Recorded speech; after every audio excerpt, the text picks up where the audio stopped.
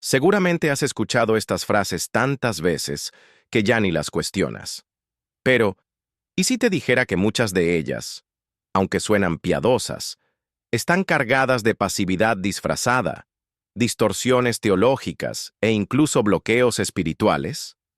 Lewis creía que el infierno no necesita usar palabras grotescas para engañar. Muchas veces se esconde en clichés bonitos, dichos por personas bien intencionadas, pero con poco discernimiento. Y eso es precisamente lo que vamos a revelar en este video. ¿Cuántas veces aceptaste la derrota pensando que era resignación cristiana? ¿Cuántas veces guardaste silencio ante una injusticia? Lewis nos advertía: la fe verdadera no es una excusa para la inercia, sino una invitación a la batalla. Cuando el cristianismo se vuelve un estribillo repetido sin reflexión, deja de transformar y empieza a paralizar. Y ahí es donde el enemigo se regocija, porque no necesita destruirte. Le basta con convencerte de que te quedes quieto, callado, conformado. En este video descubrirás 7 frases cristianas que pueden parecer inofensivas, pero que en realidad encierran trampas espirituales profundas. Vamos a desvelar lo que hay detrás de cada una, con experiencias reales, analogías impactantes y, sobre todo, con la sabiduría penetrante de Clive Staples Lewis.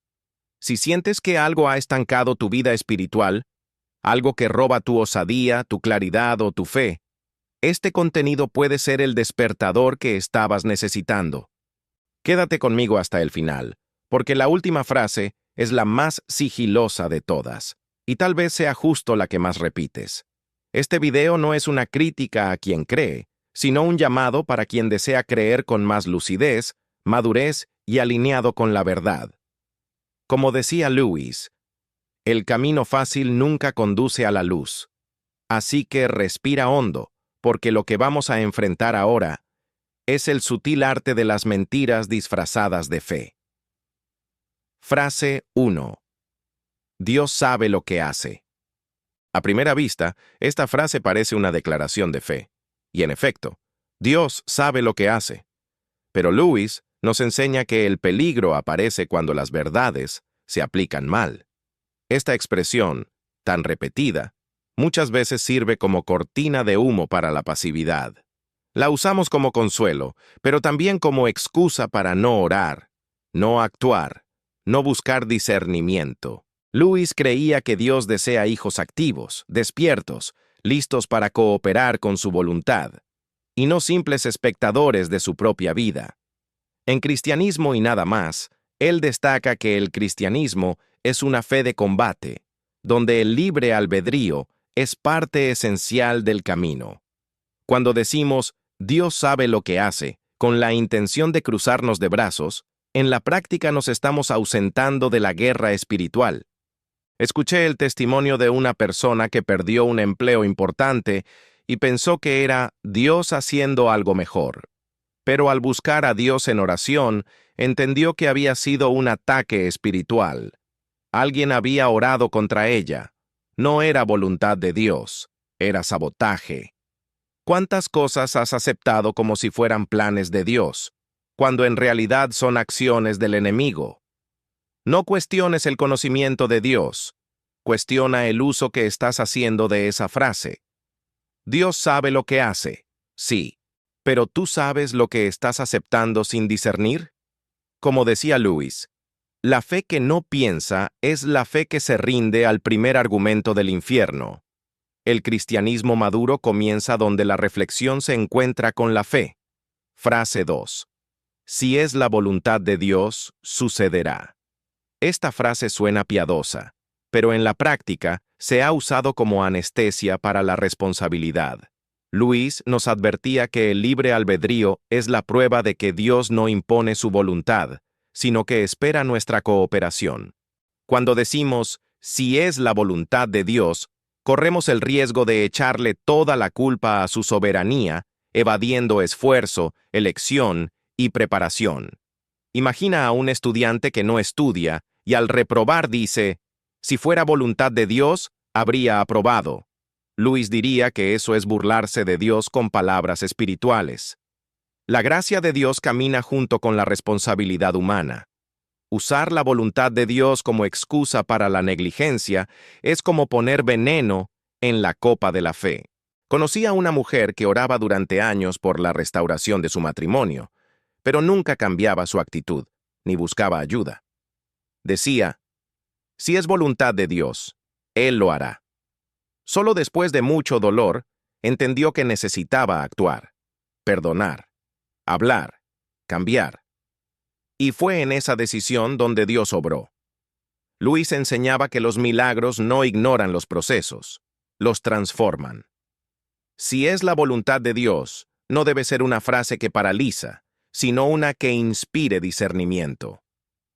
La voluntad de Dios se revela, se busca, se discierne. No es fatalismo.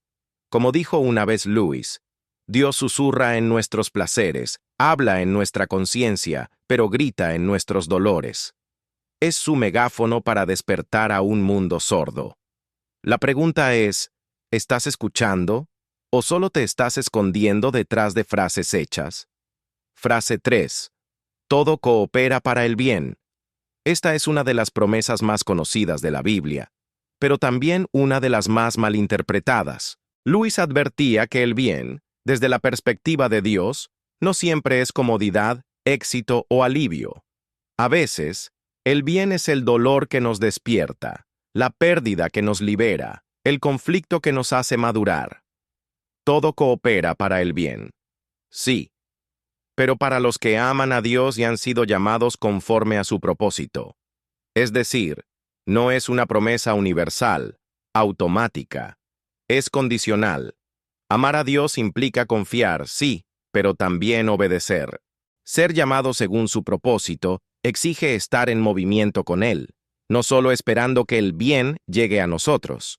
Luis afirmaba que Dios está más interesado en hacernos santos que felices, y ese es un bien que no siempre comprendemos en el momento.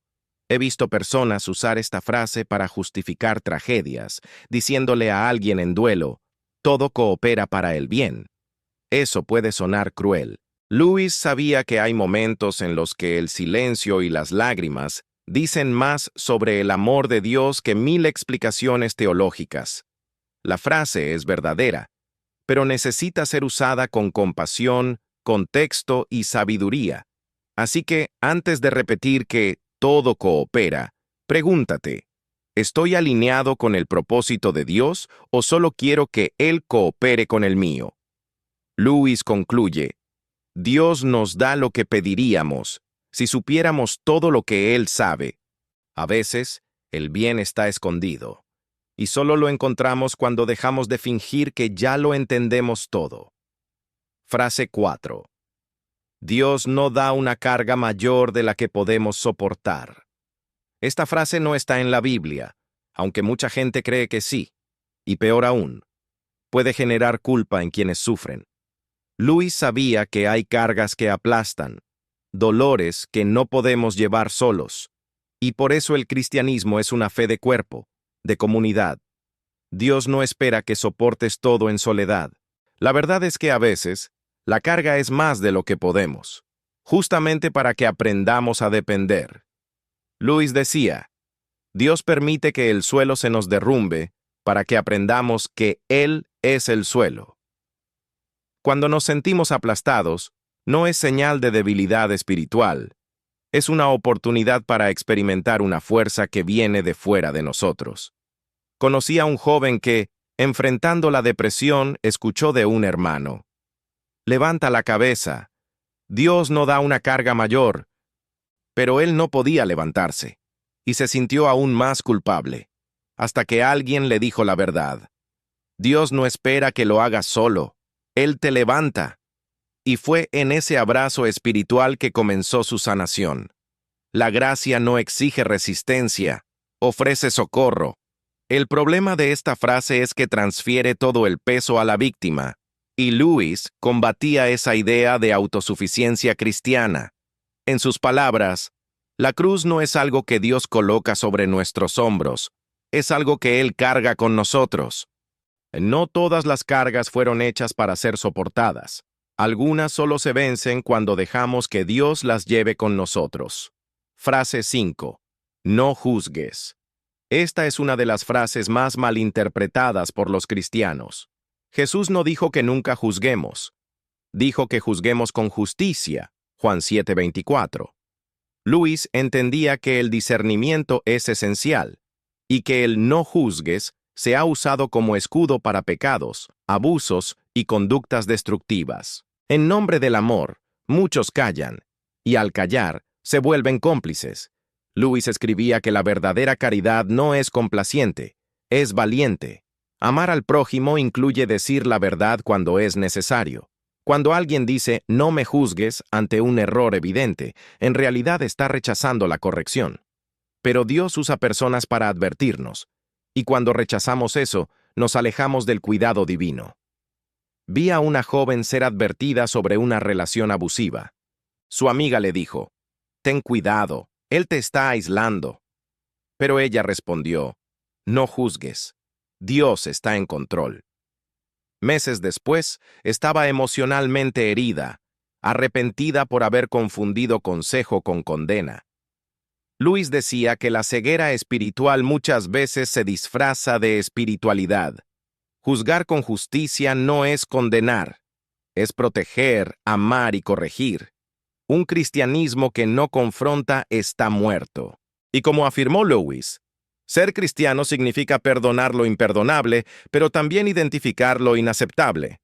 El amor verdadero juzga, sí, pero con lágrimas en los ojos, no con piedras en las manos. Frase 6. Dios está en control. Sí, Dios reina. Pero Lewis enfatizaba que este mundo está en guerra, y que el libre albedrío humano crea realidades que no siempre reflejan la voluntad de Dios. Decir Dios está en control puede generar acomodación espiritual. Puede parecer que todo lo que ocurre fue aprobado por Él, pero eso ignora el mal, las decisiones humanas y el papel activo del enemigo. Imagina un campo de batalla. El general sabe lo que hace, pero cada soldado tiene su parte. Dios gobierna, pero no manipula. Luis veía al cristiano como un agente de resistencia, alguien que vive en territorio ocupado. El mal existe, actúa y aprovecha toda brecha que dejamos. La soberanía de Dios no cancela nuestra vigilancia. Conocí a una mujer que, tras una tragedia, decía, Dios quiso que fuera así. Pero al orar, se dio cuenta de que había ignorado señales, advertencias y tomado malas decisiones. No era Dios, era distracción. Luis nos llama a despertar. El mundo no es un salón de té, sino un campo de batalla. Y en ese campo, cada decisión tiene peso. Dios está en control, debe ser un ancla para la fe, no un anestésico para la responsabilidad. El Dios que está en control es el mismo que te da autoridad para actuar, que te equipa con armadura, que te llama a la guerra. Si solo repites esa frase sin moverte, tal vez no estés confiando, estés escapando. Frase 7. Lo que es mío está guardado. Esta es quizás la más peligrosa. ¿Por qué? Porque arrulla nuestra alma con una falsa seguridad. Luis decía que la fe no es superstición, pero muchos cristianos tratan esta frase como un amuleto. Si es mío, llegará. No luchan, no oran, no vigilan, y lo que era suyo se les escapa de las manos, porque el enemigo lo robó mientras dormían. La verdad es que aquello que es tuyo necesita ser protegido, necesita ser discernido, necesita ser peleado. Luis enseñaba que toda bendición conlleva responsabilidad, y que el diablo no ataca lo irrelevante. Intenta interceptar justamente lo que Dios te ha prometido. Lo que es tuyo está guardado. Si tú también lo guardas en Dios. He visto jóvenes perder su llamado por pereza, matrimonios derrumbarse por orgullo, sueños ser archivados porque alguien pensó, si es para mí, volverá. Luis decía que el tiempo de Dios también requiere el movimiento del hombre. Lo que es tuyo está guardado, sí, pero no está inmune a la negligencia. No repitas esa frase sin antes preguntarte, ¿estoy haciendo mi parte? Lo que es tuyo está guardado. si tú también guardas tu corazón, tu fe y tu vigilancia. Como decía Luis, Dios no nos quiere como niños mimados esperando bendiciones. Nos quiere como soldados que luchan por lo que ya fue conquistado en la cruz. Hemos llegado al final de este recorrido, y tal vez ahora estés notando cuántas de estas frases ya salieron de tu boca, o fueron lanzadas sobre tu vida como verdades incuestionables. Pero la fe, como nos enseñaba Luis, no se construye con repeticiones automáticas. Es una aventura viva que exige discernimiento, valentía y vigilancia. Las frases que exploramos aquí no son necesariamente mentiras. El problema está en su uso inconsciente, en la forma en que pueden distorsionar la responsabilidad que Dios puso en nuestras manos. Luis decía que el mal triunfa cuando los buenos se vuelven pasivos. Y muchas de estas expresiones nos empujan justo hacia ese lugar, la pasividad disfrazada de espiritualidad. ¿Cuántos caminos no se recorrieron por miedo a actuar? ¿Cuántos milagros fueron pospuestos por falta de posicionamiento? ¿Cuántas bendiciones se escaparon por una fe que solo espera, pero no se mueve? El cristianismo no es un mantra reconfortante, es una convocatoria a una transformación real. Por eso este video no es un ataque a tu fe, sino una invitación a la madurez.